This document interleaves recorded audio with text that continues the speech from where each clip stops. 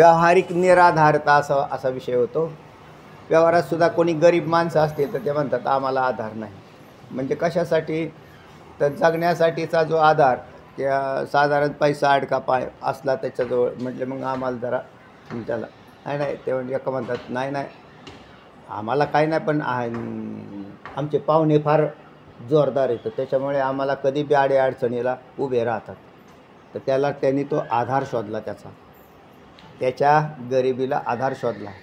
अगदी समांतर याच्यामध्ये कसं आहे, आता आपल्याला कशाचा आधार हवा आहे? आपल्या जगण्याचा आधार नाही इथे आवश्यकता. तुमचं मूळ जगणं ज्याच्यावर आधारित आहे तो आधार म्हणजे जिवंत असणं. याला काय आधार? तुम्ही कशामुळे जिवंत आहात? तर त्या एका चेतनामुळे, त्याच्या जीवनामुळे आमची जीवनं त्याच्यावरती टिकलेली आहेत. म्हणून आमच्या जीवनाचा, जीवनपदाचा अर्थ जिवंत असणं, याचा आधार कोण झाला? आमच्या जगण्याला आधार कोण आहे? तर तोच आहे. तेव्हा विश्वस्य परम, माऊली ज्ञानोबा यांनी त्याचा अर्थ जगत जीवन, सकळ विश्व जीवन, जीवाशी तूची असा अर्थ केलेलाच आहे. आणि तोच आहे योग्य आहे तो, की विश्वाचं निधान जे जगणं कशावर आधारित आहे? तर तुझ्यावरच आधारित आहे. जसा बालकाचं जगणं आईवर आधारित आहे, अगदी त्या पद्धतीने जगाचं जीवनही ईश्वरावर आधारित आहे. म्हणून हा ईश्वर हा जगाची आई आहेच आहे आणि त्याच्यावरती सगळं जीव जगतात. तेव्हा असा विश्वस्य परम निधानम, इतका म्हणजे परावलंबी आहे जीव की त्याच्या हातामध्ये काहीच नाही. जगणं वास्तविक काहीच नाही, इतका परावलंबी. पण कोणता अहंकार मिरवतात देव जाणं. म्हणजे आपली सगळी खाण्यापिण्याची व्यवस्था आपण जी केलेली पाहतो आपण, है ना, ज्वारी गहू बाजरी हे सोडून तर काय कोणी खात नाही. मका, अमेरिकेत तिकडे गेले ते मका जास्त खातात. म्हणजे बाकीचे वेगवेगळे धान्य आहेत तिकडच्या पद्धतीत त्या प्रदेशामध्ये मिळतात. जेवढ्या अन्नाची व्यवस्था केलेली, हे अन्न त्यानेच निर्माण केलेलं आहे आणि त्याच्यावरती हे जीव जगतात, ह्यांची शरीरं जगतात. असं कोणतं अन्नाचं काय तुम्ही उत्पादन वाढवायचा प्रयत्न केला आहे, म्हणजे त्याच्यामध्ये संकरित करून त्याचा उत्पन्न वाढवायचा प्रयत्न केला आहे म्हणजे मानवाने. पण वास्तवता जर पाहिली तर अन्नाची निर्मिती कोणी? बी कोणी निर्माण केलेलं आहे? ते धान्य निर्माण कोणी केलेलं आहे? बरं, त्या निर्माण करायला दुसरं काय यांच्याजवळ युक्ती आहेत अशा, की नवीन पूर्वी ज्वारी वेगळीच होती, आता आम्ही एक नवीन शोध लावलेला आहे. नवीन एक प्रकारची, त्याचं नावच ज्वारी नाही ठेवायचं, दुसराच काहीतरी एक है ना कण तयार केलेला आहे, एक नवीन धान्य तयार केलं आहे की हे तुम्हाला नाही तसलं नाही, ते हायब्रिड प्रक्रिया झाली. नवीनच तयार केलं, ज्वारी नवीन बनवली एक. जशी ज्वारीचा प्रकार आहे ना, गहू आहे का, गहू ज्वारी, तसं मी त्याला एक नाव देऊन टाकतो काहीतरी टिक्कू नावाचं, आणि ते टिक्कू तयार केलं आहे म्हटले. आता आहे का, झालं आहे का असं कधी? असं मानवाने निर्माण केलेलं आहे का? नाही. असलेल्यात बदल केला आहे तुम्ही, त्याला हायब्रिड म्हणतात. असलेल्या, नवीन काय निर्माण केलं तुम्ही? नाही. तर त्याने निर्माण केलेलं आहे आणि त्याच्या सृष्टीमध्ये तितके घटक, कारण त्याला योनी दिलेले आहेत ना.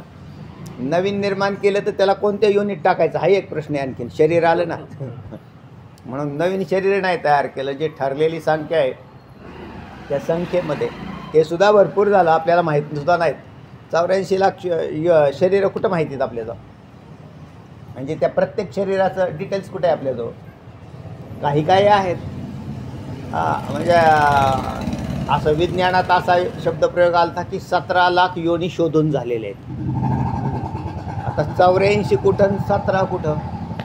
तर ते म्हणतात 17 लाख हे जे किडे माकोडे वनस्पती याच्या योनी आजपर्यंत विज्ञानाने शोधून काढल्या. आणि हे किती सांगतायत? 84 लाख. ते याच्यामध्ये फार मोठी तफावत आहे. म्हणजे अजून विज्ञानाला बरीच प्रगती करावी लागेल. त्यावेळेला 84 लाखापर्यंत पोचेल ते, शोधता गेले तर. हां, नाव बी सांग, आज ठेवावं लागतील काहीतरी. काहीतरी नावं ठेवावं लागतील ना, कारण नावं तर अशी ठेवलेलीच आहेत नाही. तर त्या असा प्रकार चालू आहे. ह्या सगळ्या जीविश्वाचं निदान जर काय असेल म्हणजे आश्रय, असा एक ते शब्दप्रयोग काय येतो, आश्रय. जेवढे बीज आहेत, जेवढे शरीर आहेत, या सगळ्यांचा आश्रय कोण आहे तर हाच आहे. म्हणून आश्रय असेल तर पदार्थ नाश पावला तरी काय अडचण नाही. पदार्थाचा नाश झाला तरी कारणाचा जर नाश नाही झाला तर अडचण तयार होत नाही. आपण आपल्या दृष्टीने पाहिलं तर कारणाचे कार्याचे नाश झालेले पाहिले. कार्याचे नाश झालेले पाहिजे म्हणजे वेगवेगळ्या प्रकारचे सृष्टीमध्ये काही पशु पक्षी नामशेष होताना दिसतात, त्यांच्या योनी नामशेष होताना दिसतात. त्यावेळेला संशोधन असं होतं की ते का हे नामशेष झाले, आता काही राहिलंच नाही, आता पुढच्या सृष्टीत काय हेर पदार्थ राहणार नाही. पण मानवाला हे माहितीच नाही की याचं बीज हा आहे म्हणून, आणि हे मानतही नाहीत. सामान्य बुद्धीची माणसं भगवंताला बीज मानू नाही राहिले. ते बीज कशाला मानतात, कार्याला, म्हणजे तो पदार्थाला. पदार्थ हा बीज नाही, त्याचा आश्रय जो आहे ना, निधान, तो ईश्वर आहे. हे ज्या वेळेला कळेल त्यावेळेला सृष्टीच्या विषयीचे शंका निवृत्त होतील. त्या हे एकदा नामशेष होईल, अमका पदार्थ, माळढोक पक्षी नामशेष झाला, डायनासोर नाही नामशेष झाला, किंवा अन्य पदार्थ काय झाले, पशु पक्षी नाश पावले. आता काय निर्माण होणार आहेत का ते पुन्हा, तर पुन्हा निर्माण होणार, कारण त्याचं कारण नाश पावलेलं नाही, त्याचं कार्यात्मक नाश झाला, कारणात्मक नाश नाही झाला.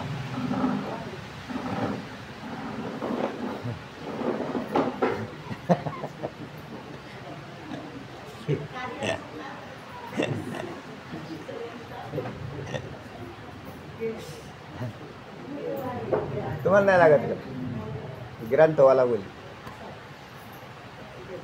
इथं बस, इकडे इथं बस, तिकडे या ना, इथं एक जण बस, तेव्हा इकडे बसा, तिकडे भिंतीला टिकून, पाय खाली सोडा.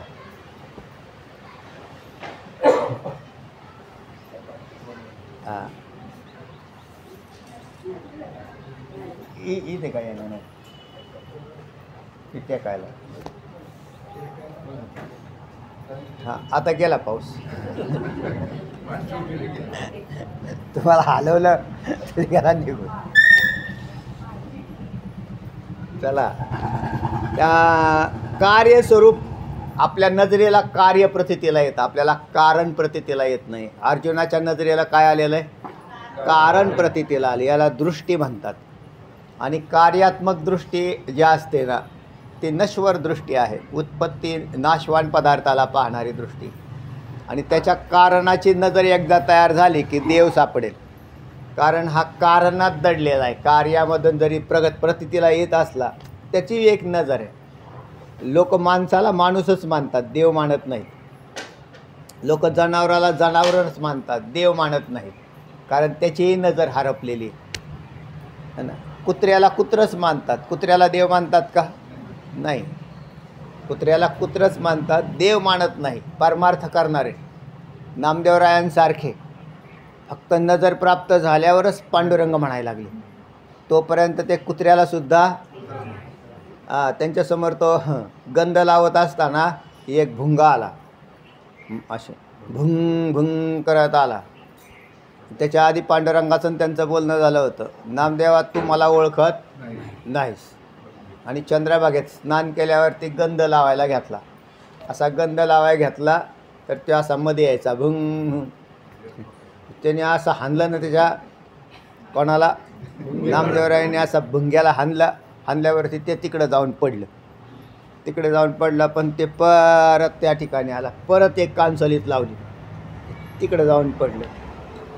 आणि मग गंध लावला आणि मग दर्शनाला गेले. कोणाच्या, पांडुरंगाच्या. आस्तिक आहेत, भगवंताचे लाडके आहेत, भक्त आहेत, सगुण साक्षात्कारी आहेत. पण तिथे गेल्यानंतर अशी अवस्था झाली की देवाचे गाल सुजलेले होते, कारण ते प्रत्यक्ष देवाचं दर्शन व्हायचं त्यांना. आपल्यासारखं काय मूर्तीचं दर्शन थोडंच होतं त्यांना. आपण मूर्तीचं दर्शन करून त्याच्यावर समाधानी असतो, म्हणजे आपण तेवढंच, हो आमचं दर्शन झालं बरं का, आमचं दर्शन झालं. पण आमचं दर्शन झालंच नाही, कारण आम्ही फक्त साकार जो आकारवान पदार्थ आहे त्याचं दर्शन करतो, तेवढाच दर्शन, आणि मनामध्ये तेवढाच समाधान. आमचं दर्शन झालं बरं का. नामदेवरायांच्या समोर साकार स्वरूपात प्रगट व्हायचे ते. आता साकार स्वरूपात प्रगट व्हायचे तर बाकीच्यांना का नाही दिसायचे? बाकीच्याला नाही दिसत. साकार दर्शन एकाच व्यक्तीला होतं आणि बाकीच्यांना मूर्ती दर्शन होतं. त्या तुकोबऱ्यांच्या चरित्रामध्ये बी असं येतं, ते चिंतामणी देवांना आणि तुकोबऱ्यांना पांडुरंगाचं गणपतीचं साकार दर्शन झालं. हे बरोबर बसवलं होतं भोजनाला. तुकोबऱ्यांनी भोजनाला बसवलं पांडुरंग चिंतामणी देवाच्या घरी आणि गणपती बाप्पा, कारण ते गणपतीचे भक्त होते. आणि मग इतरही ब्राह्मण मंडळी बसलेली होती जेवायला. आणि मग त्या जेवण करायला तर त्यांच्या पात्रातलं अन्न संपताना दिसायचं स्थूलमानाने, पण त्या पात्रावर कोण बसलेलं आहे हे काही कळत नव्हतं. याचाच अर्थ तेवढी योग्यता जर नसेल तर सगुणाचं दर्शनसुद्धा नाही. नामदेवरायांच्या ठिकाणी असं पाहिल्यावर मग नामदेवरायांनी दर्शन घेतल्यावर देवा आपले तर गाल सुजले. म्हटले काय करता? भक्तांनी हाणलं म्हटले. भक्तांनी हाणलं? म्हटले भक्त अशा लेवलचे आहेत. म्हटले काय करावं? हे दोन्ही गाल सुजलेले देवा. हो, पण असा भक्त कोण होता? कोण होता असा भक्त कोण होता असं विचारल्यावर ते म्हटले अरे तूच होता ना. मी कधी देवा तुम्हाला हाणेल का? तरी मी दर्शन घेतो, साष्टांग दंडवत घालतो आणि तुम्हाला हाणेल का मी? हाणलं ना, तूच हाणलं. कधी हाणलं? म्हटलं ती गंध लावत होता ना तू. मी त्यावेळेला आलो होतो ना. तुम्ही कुठं आले होते? काही खोटे बोलतात तुम्ही. आलो होतो तर भुंगा होऊन आलो होतो का नाही? भुंग भुंग करत होतो ना मी. ते तुम्ही होता का? आता काय सांगा? म्हणजे याचाच अर्थ नाही. मग त्यांना ते सांगितलं की तू मला ओळखत नाही, कारण सृष्टीमध्ये अख्खा मी भरला आहे. लोक कार्यात्मक पदार्थाची नावं आणि रूपं ओळखतात.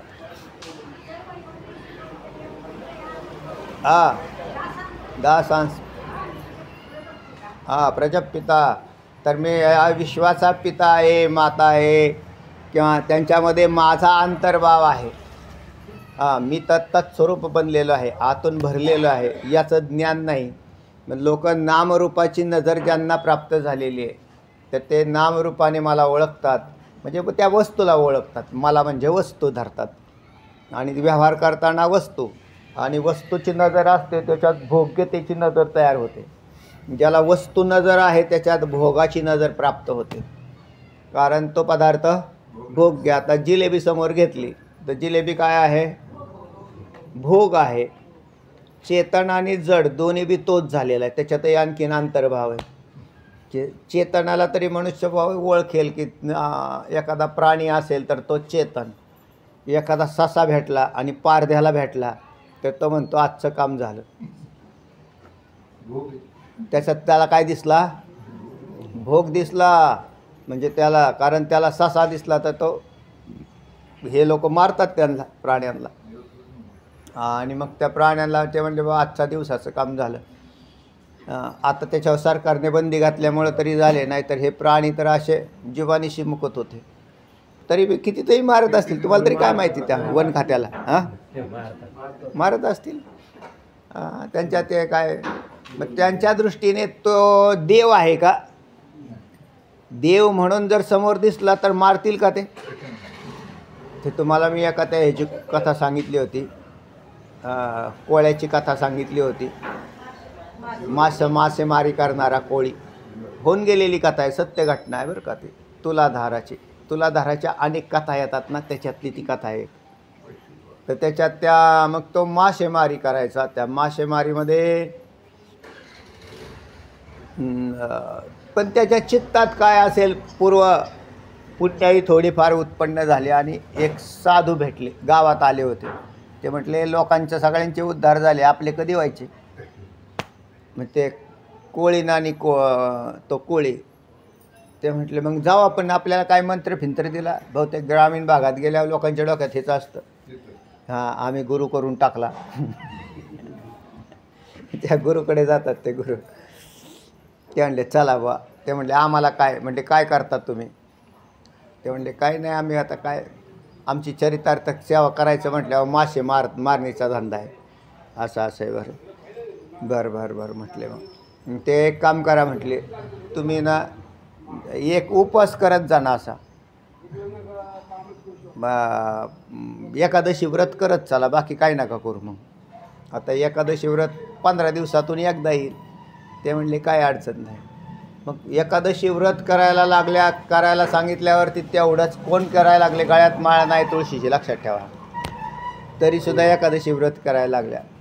त्यांनी ते मग मासेमारी करायची 14 दिवस. पण ते म्हणायचे अरे आपल्याला आपल्या महाराजांनी सांगितलं आहे, काय मंत्र दिला असेल, काय त्यांना सांगितलं असेल, एवढा नामस्मरण करा. तर ते म्हणले त्या दिवशी कमीत कमी 1 दिवस तरी आपण काय नाही करायला पाहिजे, मासेमारी नाही करायला पाहिजे आणि हे धंदा नाही करायला पाहिजे. मग त्या दिवशी ते आपले स्वच्छ होऊन सगळे नामस्मरण करायचे. चित्तात असा बदल होत चालला की मग त्या दिवशी 1 दिवस जर असं केलं तर इतकी हिंसा जर कमी झाली तर चित्त इतकं शांत होतं. कायिक वाचिक आणि मानसिक हिंसेने चित्त उद्विग्न होतं आणि त्या हिंसा दिसत नाहीत वरून. मनाने वाईट चिंतन ही हिंसाच होती ना, मानसिक, त्या दिसत नाहीत. आणि मग त्याच्यामध्ये काय झाला, एका दिवसामुळं इतका बदल होत गेला की मग ते म्हटले की आपण असं केलं तर नाही चालणार का, आठवड्यातून 1 दिवस उपास करत जाऊ, सोमवारच धरत जाऊ. आणि मग तेवढेच ह्या 2 आणि हे वाढले. मग त्या दिवशीसुद्धा नाही काय करायचे नाही. मग त्याच्यात अजून सुधारणा होत गेली. पुढे जाऊन ते म्हटले की इतकं जर छान वाटत असेल तर अजून आपण आपल्याला एवढ्या चरितार्थाला इतके पैसे लागतच नाहीत. मग आपण 2-3 दिवसच मासेमारी करत जाऊन 3-4 दिवस खात जाऊ, कारण आपल्याला काय मिळवायचं नाही, फक्त चरितार्थ धन म्हणून त्याचा वापर. पुढे त्यांना असं फरक वाढला की त्यांनी ते म्हटले की हेही करण्यापेक्षा असं करून आपण आठवड्यातून एकदाच मासेमारी करत जाऊ आणि 6 दिवस 2 दिवस उपास करत 2-3 दिवस उपास करत जाऊन जे मिळालेले त्याच्यात 3-4 दिवस भागवत जाऊ. पुढे आठवड्यातून एकदा आणि मग म्हटले 15 दिवसातून एकदा करत जाऊ. पुढे म्हटले असं केले तर काय आपण केवळ 1च दिवस महिन्यातून एकदाच करायचा मासेमारी, बस आहे त्याच्यावरती आपण राहायचं. आणि मग 1 दिवशी त्या म्हटला की आता हा 1 दिवस तरी कशासाठी करायचा, म्हणून काहीच नाही करायचं. पण त्यांनी ते मासेमारीला जाळं टाकलं तो म्हणला काही नको आज, हे सुद्धा नको, म्हणून सगळं जाळं झाडून टाकलं. त्याच्यात एक मासा लाल रंगाचा तसाच राहिला. आणि मग तो मासा बोलायला लागला, मला घेऊन जा, मला घेऊन जा. तर म्हटलं मला घेऊन जा. तो म्हटलं तो आपण कोण येतं? त्यावेळेला भगवंतानी त्या माशाच्या रूपात भगवंत देव समोर प्रकट झाले. म्हणजे देवच म्हणत होते मला घेऊन जा, कारण देवच राहिले ना खाली, शेष कोण राहिला? देव राहिला. म्हणजे एखाद्या मासेमारी करणाऱ्या माणसाला सुद्धा देव प्रसन्न होतो, म्हणजे भगवंत प्रसन्न होतो. तुम्ही तर काय मासेमारी करत नाही कोण ह्यातलं, पण तरी देव मात्र काय प्रसन्न होत नाही. याचं कारण आहे आपल्या इतर आतमध्ये जे आलंबन आहेत. आपला धंदा जरी वेगळा असला तरी त्याच्यामधले भाग वेगवेगळे आहेत. तर त्याच्यामुळे हा भाग आहे. नामदेवरायांच्या बाबतीचा मी ते नामदेवराय सांगत होतो ना तुम्हाला. आणि मग त्यांना त्यावेळेला त्याचे गाल सुजलेले दिसले. त्यावेळेला त्याच नामदेवरायांना साक्षात्कार देवाचा झाला. त्यावेळेला तो अंतर्बाह्य कसा भरलेला आहे याचं दर्शन झालं. आणि त्याच्यानंतर तो कुत्र्यात कसा आहे हे दर्शन झालं. म्हणून नामदेवराय कुत्र्याच्या पाठीमागे लागले. एरवी कुत्र्याला आम्ही कुत्रं म्हणूनच पाहतो, असाच प्रकार आहे. तेव्हा संपूर्ण विश्वाचं निधान स्वरूप असलेला हा देव, आणि जो सगळा जाणताही तोच आहे आणि ज्याला जाणलं जातं तोही तोच आहे. ज्या वेळेला कारणाची ज्ञान होईल ना, त्यावेळेला कारण स्वरूप प्रतीतीला येतं. कारणाचं ज्ञान झाल्यावर कारण स्वरूप प्रतीतीला येतं.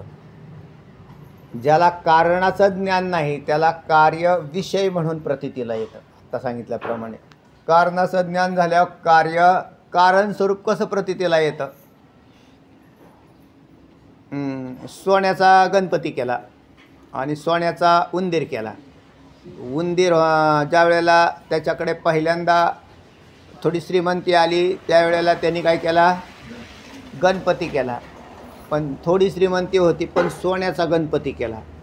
पण सोन्याच्या गणपतीची पूजा करता करता पुढं तो गर्भश्रीमंत झाला आणि मग ते म्हटला वाहनसुद्धा बनवायचं राहिले आपलं. कोणतं, उंदीर. मग त्याने पहिला पावशेराचा गणपती होता आणि उंदीर अर्धा किलोचा झाला. अर्धा किलो सोन्याचा उंदीर केला. आता सोनाराकडे गेल्यावर ते तो म्हणायला लागला, बघा मी नंतर त्याला परत दारिद्र्य आलं. दारिद्र्य आल्यावरती तो म्हटला आधी काय मोडावं, तर म्हटले आधी उंदीर मोडल्याला चांगला राहील. त्याने उंदीर मोडला. अर्धा किलो उंदीर मोडल्यावरती ते सोनाराने सांगितलं पण याचे किती पैसे येतात.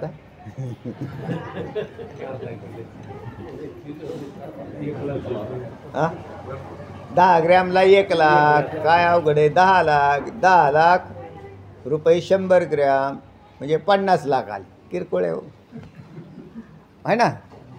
50 लाखाचा अर्धा किलो आहे ना.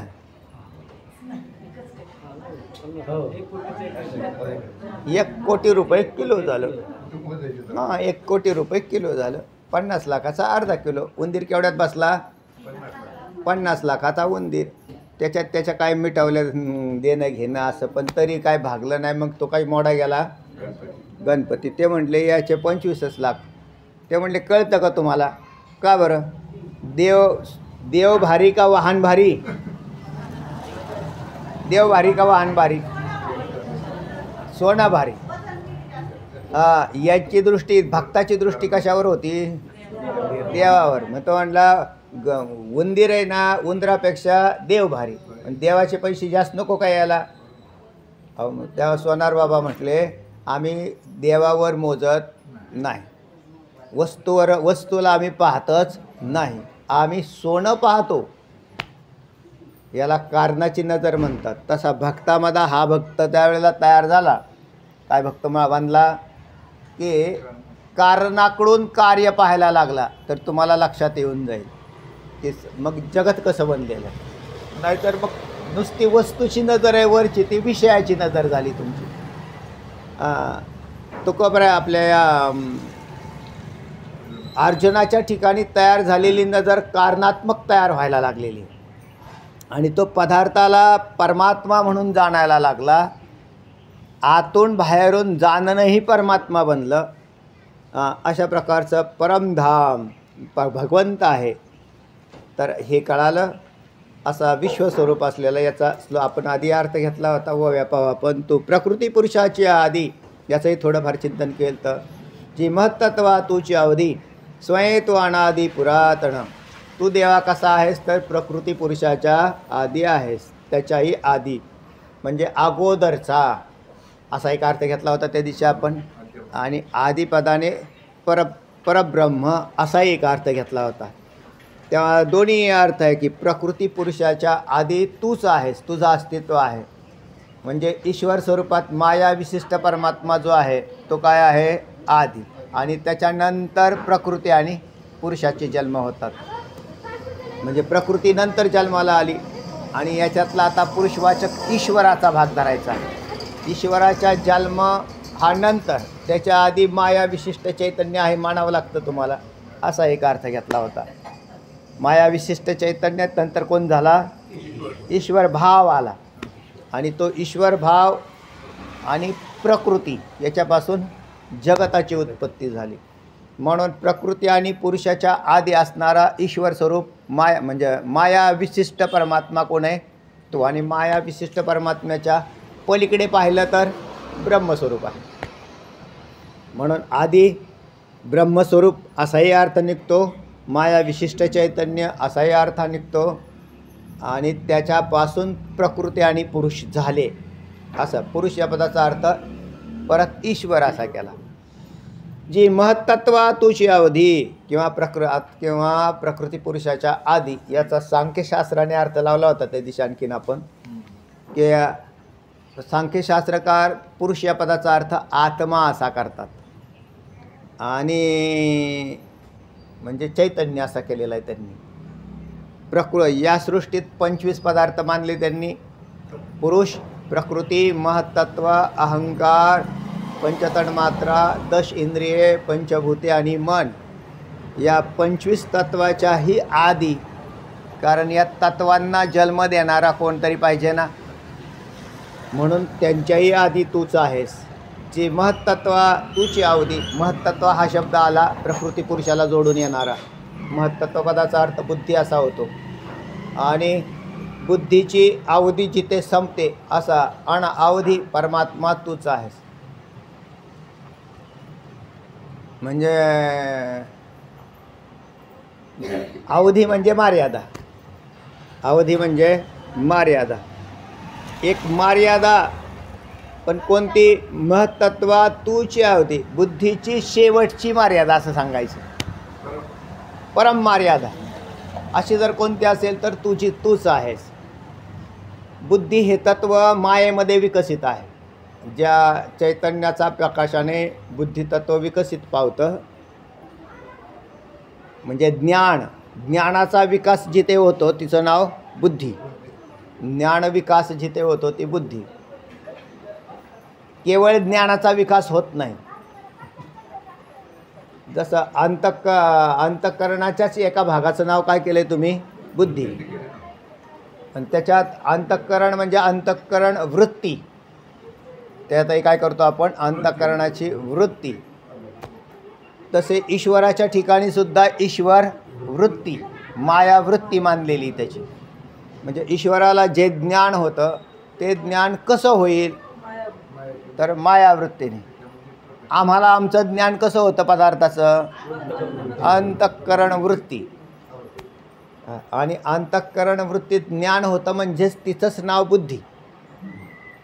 ती काय झालेली? बुद्धी. म्हणून अंतःकरणाचे मन, बुद्धी, चित्त आणि हे अंतःकरण चतुष्टय झालं. तर त्या आम्हाला जे ज्ञान, मग आमच्या ज्ञानामध्ये मर्यादा कोणी घातली? वृत्ती. अंतःकरणाच्या द्वारेच मर्यादा पडलेली. आम्हाला मर्यादा कशी पडली? अंतःकरणाच्या द्वारेच पडली. म्हणजे बुद्धीला मर्यादा पडली. आपल्या मानवामधला एक सर्वात विकसित बुद्धीचा मानव घेतला, अत्यंत ज्याची म्हणजे आपल्यातला सगळ्यातला एक श्रेष्ठ काढला आपण या विश्वातला, की ज्याची बुद्धी अति तेज आहे असा. पण त्याच्या बुद्धीला मर्यादा कोणी घातली आहे? अंतःकरणाने घातलेली. कारण त्याच्यात असं आहे, अंतःकरण तरी कशाचं बनलेलं आहे? पंचमहाभूत तरी कशामुळे बनली? त्रिगुणाने. म्हणजे सत्व, रज, तम यांचा परिणाम प्राकृतिक पंचमहाभूत आहेत. मग अंतःकरण कशाने बनलं असं जर म्हटलं, अपंचकृत पंचमहाभूतांच्या अर्ध्या सत्वगुणाचं हे नेहमीची परिभाषा आहे आपली. पण अपंचकृत पंचमहाभूत कोणामुळे बनली? त्रिगुणात्मक. आणि त्रिगुणापासून पुढे भूतांना जन्म असल्याने अंतःकरण त्रिगुणांचं कार्य आहे असं म्हटलं तरी काही वावगं होत. आम्ही त्याच्या कारणाचा शोध घेतला. म्हणजे आता त्या पंचमहाभूतांच्या आपल्या ह्या त्रिगुणामध्ये सत्व, रज आणि तम हे 3 आहेत. त्याच्यात सत्वांश प्रधानता जरी असेल, अंतःकरणात सत्वांश प्रधानता आहे ना, आणि रजतमाचा भरणा कमी आहे, तर न्यून जरी असेल तरी तितका सत्वांश नाही जो ईश्वराच्या मायावृत्तीत आहे, तेवढा जीवाच्या मायावृत्तीत तो सत्वांश नाही. म्हणून ईश्वराची जी बुद्धिवृत्ती आहे ती अमर्याद आहे आणि जीवाची जी बुद्धिवृत्ती आहे ती म्हणजे तिच्यावर सीमा पडल्या. म्हणून जरी त्याचाच भाग असला तरी मर्यादा कोणी केलेली, या अंतःकरण वृत्तीला मर्यादा पडली. आता ईश्वराकडे चला. अमर्याद त्या ज्या बुद्धीची अंतिम सीमा कुठे जर असेल तर ती ईश्वर स्वरूपामध्ये पाहायला मिळते. म्हणून महत्त्वा तूची अवधी, म्हणजे त्या बुद्धीची अंतिम मर्यादा कोणाच्या रूपात पाहायला मिळेल तुम्हाला, म्हणजे अवधी तिथपर्यंत पोचली तर ईश्वर. म्हणून ईश्वराच्या बुद्धीबरोबर आपल्या बुद्धीची तुलना होऊ शकत केव्हाच होऊ शकत नाही.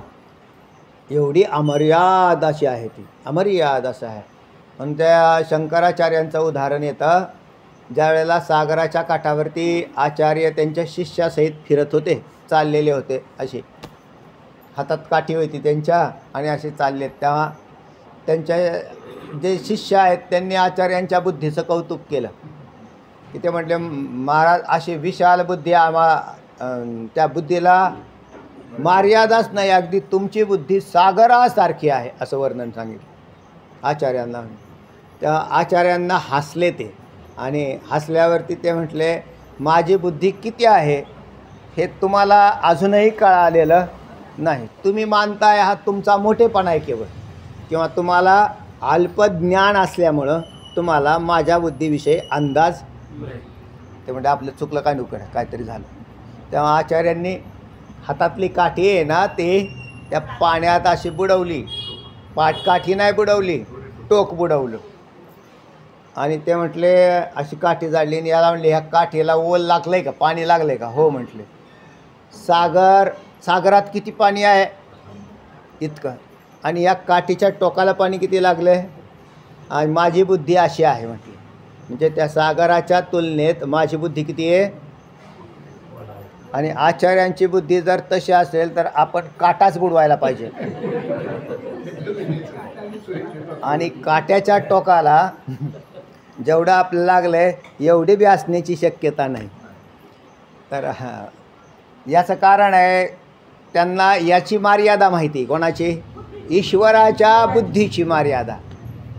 ईश्वराच्या अमर्याद बुद्धीचं ज्ञान ज्यांच्याकडे आहे ते आचार्य, आणि आमच्याकडे असणारी टिमटिम करणारी छोटीशी बुद्धी, आणि तिलाच आपण व्यापक बुद्धी असं म्हणतो.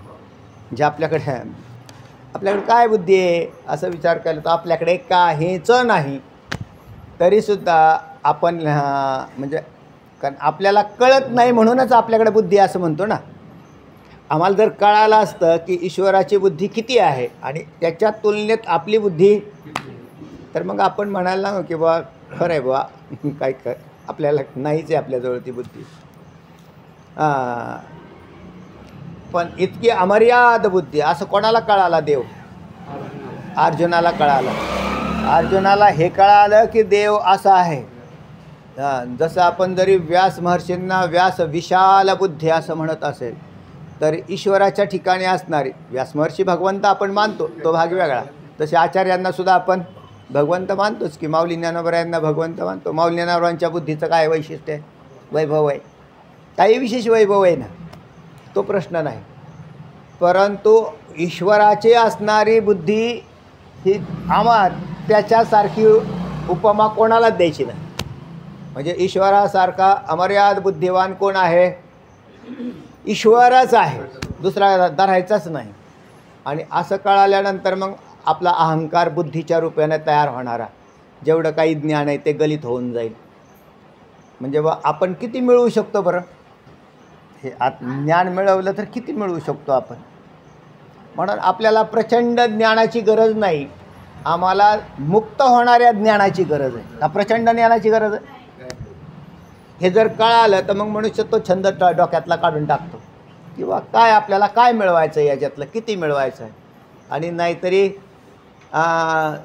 अख्खं तळ पडलेलं आहे पाण्याने भरलेलं, पण पाणी किती प्यावं? माऊली ज्ञानोबराय म्हणतात आपल्याला जेवढा 2 बुचकुले किती पाणी लागेल पिण्यासाठी, एवढंच पाणी, का तळ भरलेलं आहे म्हणून पाणी प्यायचं आहे तेवढं. तसा हा ज्ञानाचा सागर आहे. आणि त्याच्यातलं किती ज्ञान पाहिजे, किती ज्ञान पाहिजे? फक्त कामापुरतं मिळालं म्हणजे बस. कोणतं? संसार करायला. लोकांनी तेवढंच उचललेलं आहे, बस संसाराला जेवढं लागतंय ना ज्ञान तेवढं उचललेलं आहे आणि त्याच्यातच लोक अगदी खुश आहे. त्या लोकांना याच्या पलीकडला काहीच कल्पनाच नाही किंवा काय याचा विस्तार असू शकतो.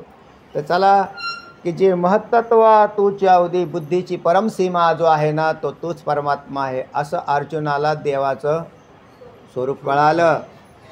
प्रकृती पुरुषाच्या पलीकडे असलेला देव कळाला. स्वयं तो अनादी पुरातन जुनाट असा तूच आहेस. तुझ्या आधी कोणीच नाही. जुनाट म्हणण्यात, पुरातन म्हणण्यात सगळ्यात पुरातन असा शब्द घ्या, तर सगळ्यात जुनाट असा जर कोण असेल तर तूच आहेस. भगवान श्रीकृष्ण युद्धाला जोपर्यंत युद्ध सुरू नव्हतं झालं तोपर्यंत अर्जुनाच्या बरोबर ते एकसारखे राहायचे. पांडवांच्यावर फार प्रेम राहायचं. त्यांनी स्मरण जरी केलं तरी पांडवांकडे उपस्थित व्हायचे का नाही, इतकं प्रेम होतं. त्यांच्यातल्या यांना माहीत बी होतं की हा म्हणजे साधारण पुरुष नाही, हा देव आहे. पण जसा इतर बाकीच्यांनासुद्धा ज्ञान होतं बरं. म्हणजे युधिष्ठिरला ज्ञान होतं, भीमाला ज्ञान होतं, सहदेव त्यांना ज्ञान होतं, पण तरीसुद्धा इतकं व्यापक ज्ञान नव्हतं. म्हणजे जसा आता इथे जे आहे ना ते इथे खासच तयार झालं. आपलीसुद्धा अशीच अवस्था आहे. म्हणजे आपण ज्या वेळेला चिंतन करत गेलो त्यावेळेला ज्ञानाच्या कक्षा रुंदावत जातात. पहिल्या ज्या आहेत ना त्यापेक्षा अधिक रुंदावत जातात, कारण तो अधिक समजत चालतो. आम्हाला देव कळाला म्हणजे कसा देव कळालेला असतो पूर्वीचा, तो पूर्वीचा जसा आमच्या बुद्धीने आकार धारण केला आहे तसा. आता त्याच्याही अंतर ज्या वेळेला आतमध्ये डोकायला गेलो की हा ज्ञानाची परमसीमा आहे असं नाही. आम्ही त्याला सर्वज्ञ म्हणतो. आपल्याकडे शब्द कोणता आला आहे, तो कसा आहे, सर्वज्ञ. सर्वज्ञ पदामध्ये बुद्धीची अंतिम मर्यादा सांगायची. म्हणजे तो सर्वज्ञ कसा आहे, असा की ज्याच्या त्या इतकी त्याच्याजवळ असणारी विपुल बुद्धी अशी आहे. हा जसा त्या या ठिकाणी आपल्याला असा कळाला तसा जुनाट आणि पुराण असा पुराण प्रसिद्ध चोर आहे असा आम्हाला तसा नाही कळाला तो. तर कारण आम्हाला मग तो जगताच्या उत्पत्तीबरोबर देवाची उत्पत्ती मानतो आणि जगताच्या नाशाबरोबर म्हणजे जगताचा नाश झाल्यावर देवाचं कार्य मिटल्यामुळे त्यालाही गुंडाळून ठेवतात लोक. म्हणून हा जुनाट कसा आहे तर जगत उत्पन्न होतात, नाश पावतात. अनेक जगता उत्पन्न केल्या, सृष्ट्या आणि नाश झाला. पण हा पुरातन असणारा याचा नाश नाही झाला. अनेक सृष्ट्यांचे नाश झाले. सृष्ट्या कोणी केल्या, यानेच केल्या. याचा नाश नाही झाला. असा जुनाट हा आहे. म्हणून त्याला जुनाट जुगादीचे नाणे बहुत काळाचे ठेवणे लोपले होते पारखेपणे ठाव चळणे चुकविला असं म्हटलं. जुनाट तरी बहु काळा असा जुनाट असणारा पुरातन असा जो आहे सनातन असा एक शब्द येतो त्याला. सनातन म्हणजे तो म्हणजे त्याचाच अर्थ सनातन म्हणजे जुना पुराण. तर त्याला सनातन असा शब्द येतो. तर त्याच्यात आता त्यालाही सनातन अजून भिन्न भिन्न शब्द येतं. तसा या विश्वाचं सत्य सनातनच आहे. ईश्वर सनातन आहे, धर्म सनातन आहे, यातलं ज्ञान सनातन आहे असं आपण म्हणतो. सनातन ज्ञान आहे. लोक त्याचा राजकीय लोक कुठेही अर्थ लावतात ते. पण हा मूळचा जो पुरुष आहे तो सनातन पुरुष असा आहे. म्हणून त्याला अनादी पुरातन आधीच नाही, ज्याचा जन्मच झालेला नाही असा अनादी. स्वयं तू अनादी म्हणून स्वयंपद आलं. तू कसा आहे, स्वयंभू म्हणजे तुझ्या उत्पत्तीत अन्य कोणी निर्माता नाही, तर तूच स्वतः स्वयंसिद्ध असा आहे. स्वतः सिद्ध असा आहे म्हणजे स्वतः सिद्ध असा आहे. आणि स्वतः सिद्ध केव्हापासून आहे तर अनादी, कारण तुझे आधीच नाही, तर तू स्वयंभू असा असल्या कारणाने आणि म्हणून तू पुरातन आहेस. 3 शब्द आले आहेत. स्वयं तू, अनादी तू आणि पुरातन तू, तिन्ही पदाला तू लावून टाका. तू कसा आहेस? म्हणजे स्वयंभू असा आहेस. तुझी उत्पत्ती कोणी केलेली नाही, म्हणजेच तू स्वतः सिद्ध आहेस. हे दाखवण्यासाठी परत अनादी शब्द आला की तुझा जन्म होत नाही. अज असल्यामुळे अनादी आहे, तुझा जन्मच होत नाहीस. आणि ज्याचा जन्म झाला नाही पण सिद्ध आहे, स्वयं सिद्ध आहे आणि जन्म झाला नाही.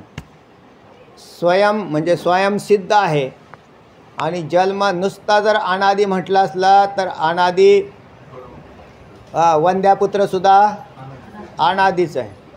बरोबर आहे का नाही? वंद्यापुत्र हा अनादी आहे, पण नाही रूपात आहे. आणि हा स्वयंभू असा आहे, स्वयंसिद्ध असा आहे. तिसरी गोष्ट आहे की असं केव्हापासून, म्हणून हा जुनाट आहे, पुरातन. त्याच्याविषयी काहीही कालावधी कथन करता येत नाही. ज्याला कालावधीच कथन करता येत नाही असा पुरातन.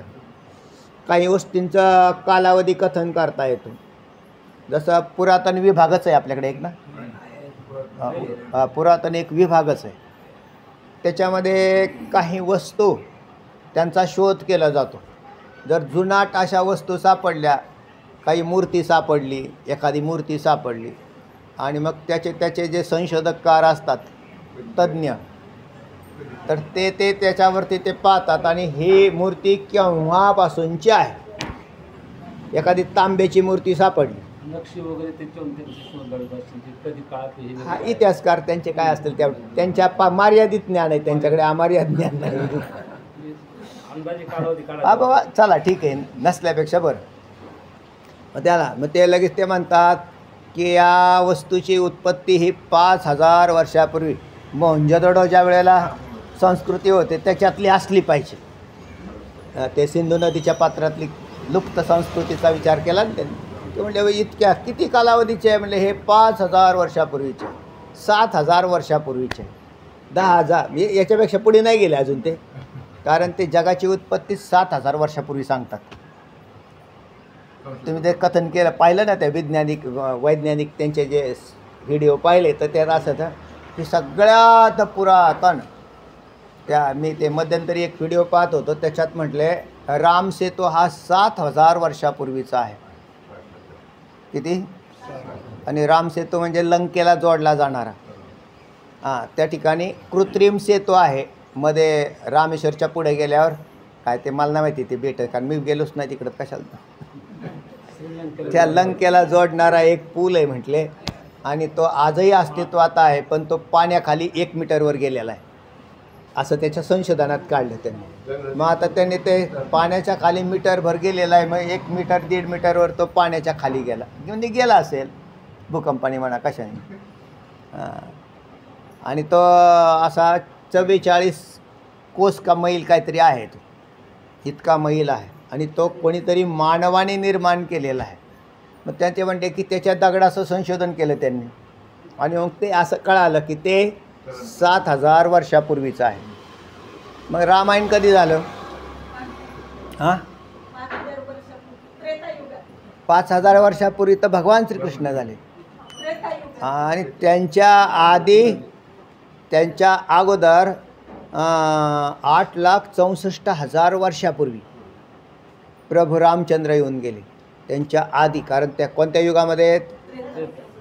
त्रेतायुगातले. अगदी शेवटला बी धरले, त्रेताच्या शेवटला, तरी द्वापार युगाचा कालावधी मोजावा लागेल ना तुम्हाला. द्वापार युगाचा तर कालावधी मोजावा लागेल, म्हणजे त्याच्यात तितके वर्ष घालावे लागतील, 8 लाख वर्ष घालावे. आणि मग रामसेतू कधीचा आहे? यांच्या संशोधनात बसला आहे तो 7000 वर्षापूर्वीचा. आणि इकडे आपलं अध्यात्मशास्त्र सांगतं 8 अधिक पुढचे 5 आणखीन धरले ना. द्वापार युग संपलं आणि त्याच्यानंतर तरी कमीत कमी अंदाजे धरा 8.25 लाख वर्ष कमीत कमी धरावे लागतील. 8.25 लाख वर्षापूर्वी रामायणाचं होऊन गेलं असं धरावं लागेल.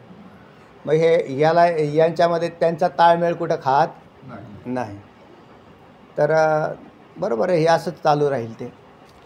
तर याच्यामध्ये इतका फरक पडतच चालला. आपण जर साधारण आत्ता जरी पाहिलं माऊली ज्ञानोबरायांचं 12व्या शतकातला जो कार्यभाग आहे, 11व्या-12व्या शतकातला, आणि आत्ता आपण आहोत 2025 सालात. म्हणजे साधारण मध्ये 700-800 वर्षाचा कालावधी हा गेलेला दिसतो. म्हणजे 750 वर्षापूर्वीची स्थिती, म्हणजे ज्या वेळेला माऊली ज्ञानोबरायांनी लिहून ठेवलेली ही ज्ञानेश्वरीतली, तर इथे जास्त विकसित वाटते, बुद्धी जास्त विकसित वाटते. आज मानवाची बुद्धी अजून डल झालेली दिसते. भगवद्गीता आणि हे जर पाहिलं ना, तर याच्यात असं लक्षात येतं की ही बुद्धी त्यांची तर आपल्यापेक्षा अधिक विकसित बुद्धी त्यावेळेला आहे. आत्ताची बुद्धी आपण ज्याला विकसित मानतो ही विकसित नाही, उलट कमी होत चालली. काय नो हायब्रिड खाऊन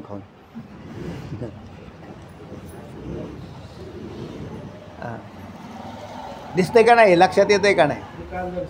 आणि त्रिकालदर्शी अशी पूर्वीची बुद्धी होऊन गेलेली दिसते. आणि आत्ताचा एखादा दाखवा की आत्ता काय परिस्थिती आहे, तर आत्ता उलट बुद्धी कमी झालेली दिसते. चला, म्हणजे बुद्धीतला 7वा अंश कमी झालेला दिसतो. म्हणून त्यावेळेला असणाऱ्या विद्या आणि आत्ताच्या विद्या याच्यामध्ये बी फरक पडलेला आहे. पूर्वीच्या असणारी शस्त्र आणि आत्ताची शस्त्र याच्यातही फरक पडला आहे. आत्ता जे बॉम्ब टाकू राहिलेत इस्रायल इराकवर आणि इराक इस्रायलवर, हे बॉम्ब हे पृथ्वीतत्वाचे आणि अग्नितत्वाचा मिलाप आहे. आणि पूर्वीचं जे आग्नेयास्त्र होतं ते आत्ता अस्तित्वातच नाही. वा, नुसतं काय विशेष आहे ना ते पहा ना. म्हणजे ते असे शस्त्र घेऊन फिरत नव्हते, असंही होतं की त्याने जर हे केलं, मंत्र जपला की हातात शस्त्र निर्माण व्हायचं आणि ते सरळ शस्त्र टाकलं जायचं. ते शस्त्र म्हणजे इतकं विध्वंसक असं होतं, त्याला माप नव्हतं. तर अशा प्रकारचा विद्या नष्ट झाल्या, म्हणजे याचा अर्थ बुद्धी भ्रष्ट झाली. आपण म्हणतो बुद्धी विकसित होत चालली का खराब होत चालली? खराब होत चालली. म्हणून जर बुद्धीला काहीच कळत नसेल तर रामकृष्णारी म्हणावं. पण एवढं कळालं की आपल्याला आता फार बुद्धी आपली काम करत नाही, तर मग सगळ्यात भारी मती माझी पोतडी, करी ज्ञानपद्य जोडी थोरा मला, बाकी काय जोडणार आहे. त्या असा पुरातन पुरुष तू सकळ विश्व जीवन, जीवासे तुची निधान, भूत भविष्याचे ज्ञान तुझ्याच्या हाती. अर्जुन म्हणतो, तू देवा तू कसा आहेस?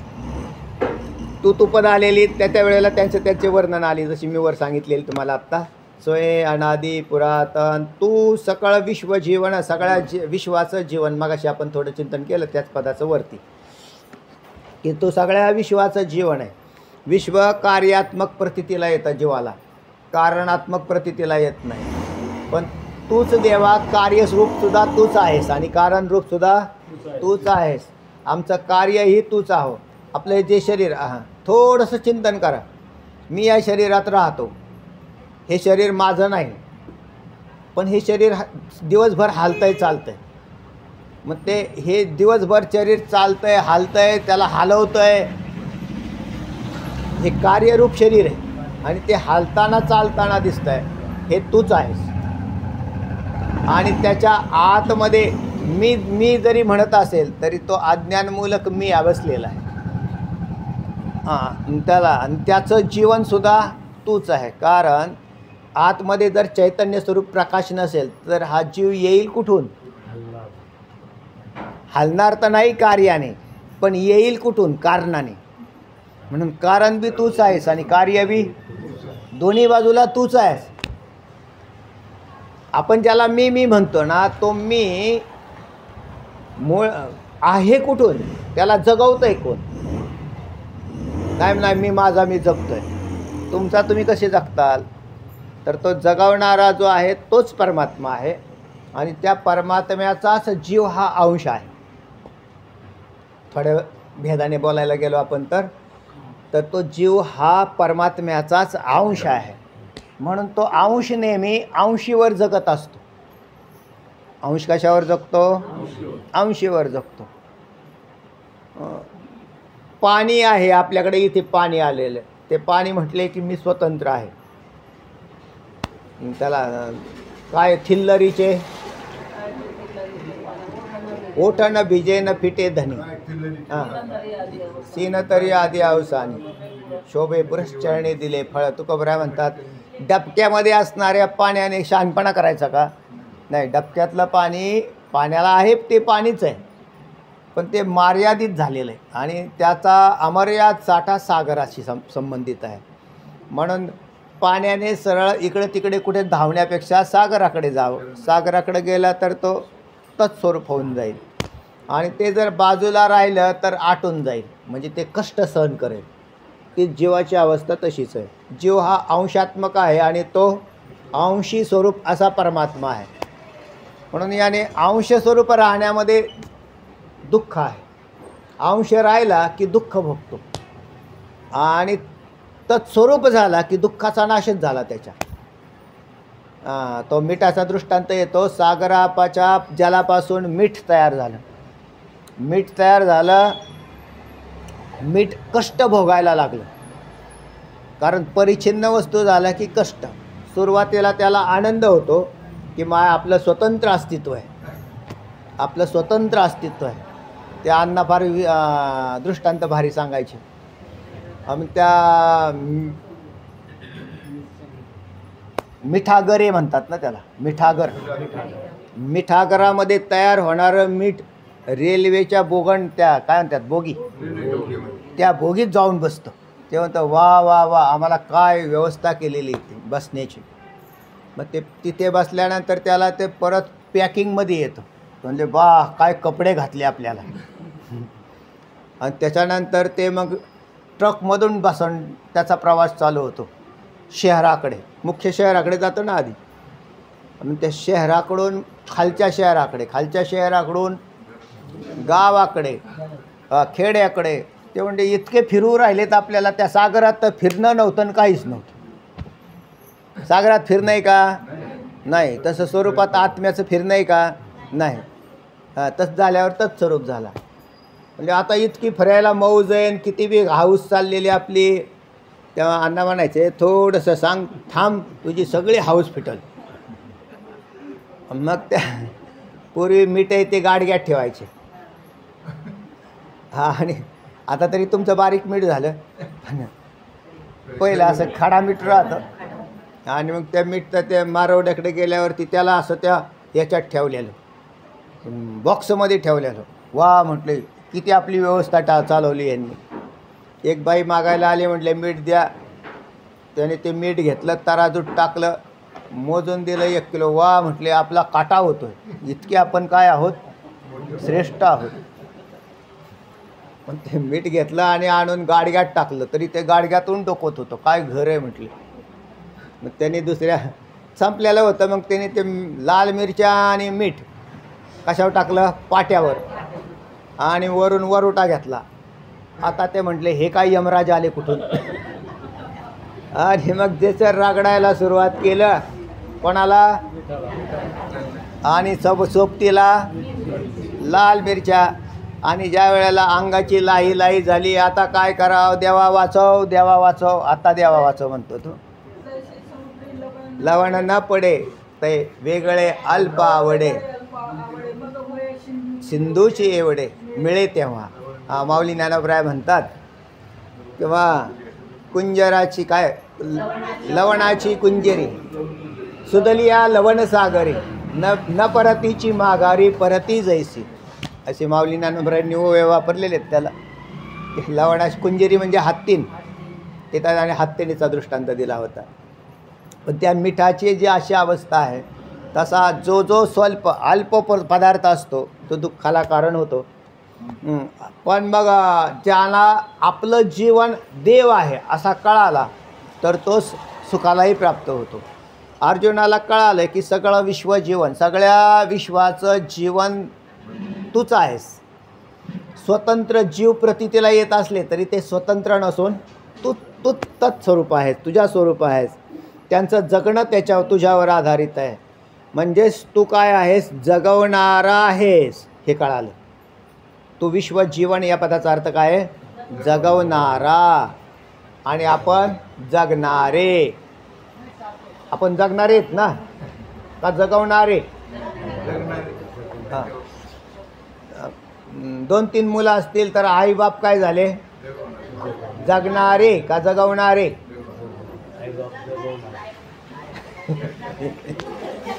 पण त्या पोरांना जगवायचं म्हणल्यावर लहान पोरं येतं 2-4 आणि त्यांना आई वडील जगवतात, मग जगवणारा असं झाले का ना.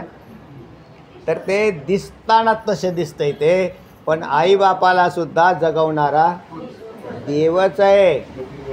आपल्याला वाटतं म्हणतात आम्ही पोराचा सांभाळ केला, आम्ही पोरं वाढवलीत, पोरांना फार आम्ही खाऊ घातलं. तुम्ही काय पोरांना खाऊ घालता, देव खाऊ घालतो. तुम्ही निमित्त कारण आहेत. आपणच आपल्यालाच तो जगावतो, तर तुम्ही दुसऱ्याला काय जगवणार आहेत? पण आपल्याला डोक्यात भ्रांती आहे. आपल्या भ्रांती आहे, हां मी जगवतो, नाहीतर ते अहो कोणाचंच नडत नाही. म्हणजे अगदी काय ते आत्ताच्या दुनियामध्ये फार खराब लोक निघाली. ते आरभकं जे आहेत ना ते कचरापेटीत नेऊन टाकतात. आणि ते जर कोणी पाहिलं, मी तर ते पाहिलं होतं मागं, त्यात ती कुत्रं आणि ते आरभक बरोबर त्या कचरापेटीत टाकलं होतं. आणि तिथं ते कुत्रं होतं. त्या काही माणसांनी ते पाहिलं की एक आरभक असं हालचाल करतं आहे, त्या कचरापेटीत त्याला टाकलेलं आहे आणि त्याच्या शेजारी तिथं कुत्रं येतं. बरं त्या कुत्र्याने त्याला खाल्लं नाही. हां. आणि मग त्यांनी ते गेल्यावरती तिथं तर त्याला त्या काय आहेत ना संस्था आपल्या, त्यांनी ते सेवाभावी त्यांनी त्याला उचललं आणि मग त्या ह्याच्यामध्ये दवाखान्यात नेलं. आणि मग त्याच्यातून झालं, त्याच्या आईबापांनी फेकून दिलं का नाही, त्याला कोणी जगवलं? आणि फेकून दिलं. इतके अगदी निर्दयी असे असणारे.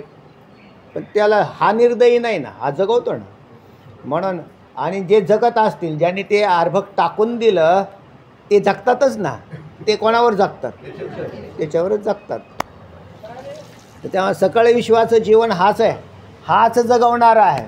आपल्याला कोण जगवतं? हाच जगवतो. आपण सकाळपासून जिवंत आहोत का नाही? कोणामुळं? आपल्यामुळं तर नक्कीच नाही. कारण आपण आपल्यामुळं म्हटल्यावर आपलं काही खरंच नाही. पण अजून आपले श्वास चालू आहेत, शरीर चालू आहे, तोपर्यंत ह्या सगळ्याचं जीवन तोच आहे. बरं, हे जीवन संपल्यानंतरही एक तो जगवतोच. कारण कुठं मेले तेव्हा? जीव कुठं मेले? जे आपल्यातून गेले, शरीर टाकले, त्यांना मारलं का याने? त्याला मारलं नाही त्याने. त्याने दुसऱ्या शरीरामध्ये त्याला जीवन दिलं. म्हणजे त्याने जीवात्म्याला दुसऱ्या शरीर देऊन जगवणारा तोच आहे. आणि ब्रह्मविद्या देऊन ब्रह्मस्वरूप करणाराही तोच आहे. आणि जोपर्यंत ब्रह्मविद्या बी नाही आहे ना, आणि इकडे आहे ज्या वेळेला देहाचा भाव आहे, त्यावेळेला जगवणारा, अन्न म्हणून जगवणारा तोच अन्न होतो ना. हां, स्वयंभोगितो नारायण. हां, अन्नात भवती पर्जन्य, पर्जन्यात भूतानि, अन्नात भवती भूतानि, पर्जन्यात दन्नसंभवः, यज्ञात भवती पर्जन्यो, पर्जन्यात दन्नसंभव. हां, दन्नसंभव. तेव्हा अशा प्रकारचा श्लोक मागे येऊन गेला 3ऱ्या अध्यायात ना. तर त्याच्यामध्ये म्हटले हाच सगळं सर्वत्र सृष्टी बनलेला आहे, हाच जगवतो, आम्ही काहीच करत नाही. म्हणून आपला कार्यभाग आपण 100% त्याला अर्पण करून टाकावा.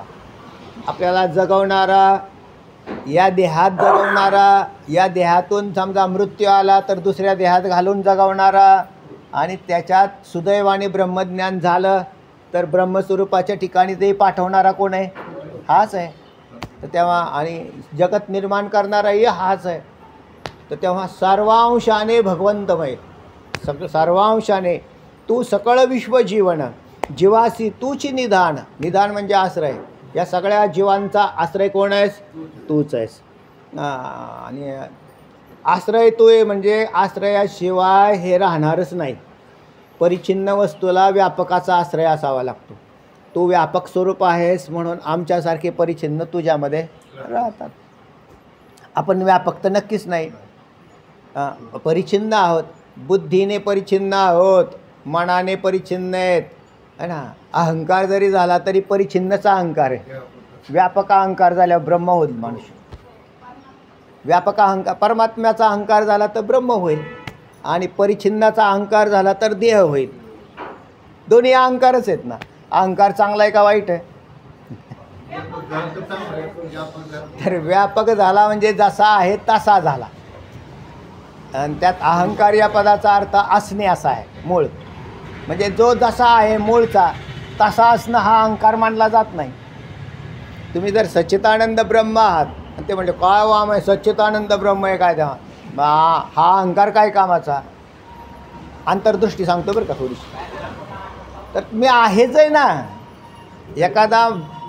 एखादा धनाढ्य पुरुष असेल आणि तो म्हटला आम्ही श्रीमंत आहोत वा, आम्हाला काय तुमचे पैसे नको. ते म्हणजे काय अहंकारी हो. अहो पण तो आहे ना. लक्षात आलं का? म्हणजे मुकेश अंबानीला रस्त्यात भेटले आणि त्याच्यामुळे त्यांनी लगेच तुम्हाला पत्रिका दिली, असं करा काय मला माहीत नाही त्याला किती पोरं येतं पण पोरीच्या लग्नाला या म्हटले. आणि मग पोरीच्या लग्नाला तुम्हाला पत्रिका दिल्यावरती ते म्हटले आत्ता नाही कोणी करत आहेर, पण पहिले आहेराची पद्धती होती. रुपया कुठे गेलं की रुपया आहेर करायचा. कोणाची हा आठाने सुद्धा आहेर होत होता. आठाने आहेर केला ना रुपया. माईकवर आमका बाजीराव सखाराम पाटील आठाने.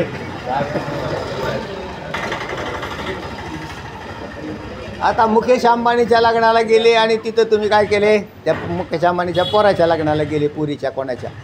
आणि तिथे म्हटले वा आहेर, आमचा आहेर घ्या. बरं आता चांगल्या पद्धतीने तुम्ही काय आहेर दिला? तुम्ही काय खराब नाही दिला, रुपया नाही दिला. आणि तुम्ही 1000 रुपये आहेर दिला. कोणाला?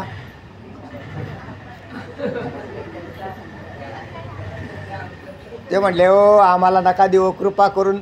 तोच म्हणायला लागला मला काय देऊ नका, मी गर्भश्रीमंत आहे, मला तासाला कोटी रुपये भेटतात आणि तुमचे 1000 रुपये काय करू? तासाला कोटी नाही, तासाला कोट्यावधी दिवसाला. म्हणजे तासाला 9 कोटी. किती म्हटले? 9 कोटी तासाला भेटतात. आणि आपण द्यायला किती लागलो त्यांना? 1000. आणि तो म्हणायला लागला मी धनाढ्य माणूस आहे राव, मला नका देऊ तुमचे 1000 रुपये. उलट तुम्हाला जायची यायची सारी व्यवस्था करतो, मी तुम्हाला हे सगळं पोहोचवतो. चांगला मनुष्य असू शकतो, असं काही नाही. श्रीमंत माणसं वाईट असतात असं कोणी म्हटलं? आणि मग त्यांनी असं सांगितलं. ते म्हणलं काय अहंकारी बघा ना. तो म्हणतो तुमचे नको पैसे. अहो तो वास्तवात आहेच आहे. तसा मी ब्रह्म आहे असं तुम्ही म्हटले तर तुम्ही वास्तवात आहे. ते म्हणले काय अहंकारी हो. तर वास्तवतेला धरून बोललं तर चांगली गोष्ट आहे ती, पण अवास्तवता नको त्याच्यात. तर अशा सकळ विश्वास जीवाशी तूची निधान. सगळ्यांचा आश्रय कोण आहेस तर तूच. या सकळ विश्वाचा आश्रय होऊन राहिला. भूतभविष्याचे ज्ञान तुझ्याच्या हाती. पुंडलिक वरदा हरी विठ्ठल.